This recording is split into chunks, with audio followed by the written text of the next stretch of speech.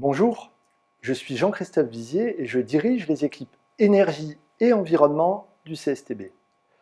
Je vais vous parler de l'expérimentation E+, C-, énergie positive et réduction carbone, et du label qui lui est associé. Cette expérimentation, elle prépare la future réglementation environnementale qui remplacera la RT 2012. Pour vous accompagner, nous avons préparé 5 vidéos pour vous permettre de comprendre l'enjeu et le contenu de cette expérimentation et progresser ensemble vers les bâtiments de demain. Je vais vous présenter comment aller vers l'énergie positive avec E+, C-. La première idée, c'est que cette expérimentation, elle s'appuie d'abord sur la RT 2012 et donc toutes les exigences de la RT 2012 restent applicables, en particulier celles qui conservent le B-Bio et le CEP Max. Mais il y a une nouveauté, et cette nouveauté, elle s'illustre par un indicateur qu'on appelle bilan BEPOS. Alors pour comprendre ce bilan BEPOS, il faut comprendre comment on peut faire pour progresser sur les consommations d'énergie des bâtiments. Si vous partez des consommations d'un bâtiment prises en compte par la RT 2012, la première idée, ça va être d'aller plus loin dans la réduction de ces consommations. Mais ça va être difficile parce que la RT 2012, elle est déjà très exigeante.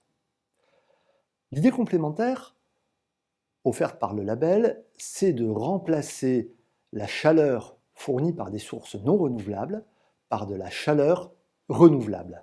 Et là, les gains peuvent être très importants. Mais quand on a fait ça, on s'aperçoit qu'il y a tout un domaine de consommation qu'on n'a jamais travaillé. Ce sont les consommations non prises en compte par la RT 2012. Elles sont liées à l'informatique, à l'audiovisuel, à l'électroménager. Savez-vous qu'elles représentent plus que les consommations prises en compte par la RT 2012 ? Donc, dans l'expérimentation, on prend en compte ces consommations et on va pouvoir commencer un peu à les réduire. Ces consommations qui sont massivement constituées de consommation d'électricité. L'idée suivante, ça va être de produire cette électricité localement à l'aide de renouvelables. Et là, on arrive à des bâtiments qui sont déjà très performants. Mais il n'est pas toujours possible de produire sur le site suffisamment d'énergie pour compenser les consommations. L'idée suivante, c'est que ce sont les réseaux d'électricité, de gaz, de chaleur, qui, eux, vont se mettre à utiliser des énergies renouvelables. C'est ce qu'on appellera le verdissement des réseaux. Et en prenant en compte l'ensemble de ces aspects, on arrivera à des bâtiments à énergie positive. Vous allez me dire, c'est bien compliqué ça, mais regardez, ça se présente sur un seul schéma. Ce schéma, il est simple. Vous avez un bâtiment, et dans ce bâtiment, il y a des énergies qui rentrent, et il y a éventuellement des énergies qui sortent. On va faire le bilan de toutes les énergies qui rentrent. Et vous constatez que ces énergies, on les a dessinées pour une partie en rouge et pour une partie en vert. La partie rouge, c'est la partie non renouvelable, la partie verte, c'est la partie renouvelable. Et puis, éventuellement, vous pourrez, une fois que vous aurez consommé sur place toute l'énergie que vous aurez produite localement, si vous en avez en trop, vous pourrez éventuellement l'exporter. C'est la partie bleue. Et le bilan BEPOS, c'est très simple.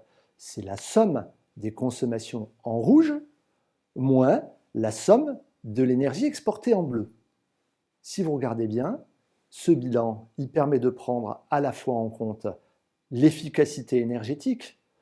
Vous allez réduire vos consommations, vos flèches rouges et vertes vont diminuer, donc le bilan s'améliore. Il permet aussi de prendre en compte le transfert vers le renouvelable.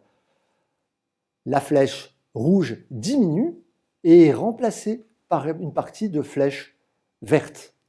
Il permet aussi de valoriser l'export d'énergie une fois pris en compte la partie qui est autoconsommée dans le bâtiment. Donc vous voyez, une seule équation, un principe simple qui permettent de traiter l'ensemble des idées pour aller vers les bâtiments à énergie positive.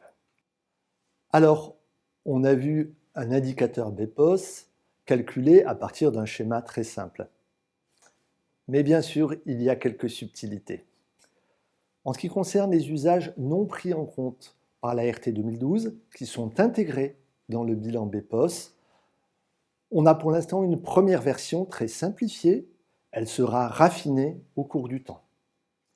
En ce qui concerne la production locale d'électricité, l'électricité autoconsommée vient en déduction des consommations, et ceci quel que soit le contrat de revente d'électricité que vous avez avec Enedis. Elle est calculée par une méthode simplifiée qui, elle aussi, sera améliorée au cours du temps. On notera que l'électricité exportée est valorisée, mais avec un coefficient de passage en énergie primaire de 1, sauf dans des cas particuliers. Enfin, en ce qui concerne le verdissement des réseaux, à ce stade, la part renouvelable des réseaux de gaz et d'électricité a été arrondie à 0. Vous avez compris maintenant les grands principes de l'approche énergétique dans le label E+C-, les nombreuses possibilités d'action qui s'offrent à vous en matière de sobriété pour réduire les besoins, d'efficacité des systèmes, de transition vers les renouvelables. Cette troisième vidéo s'achève.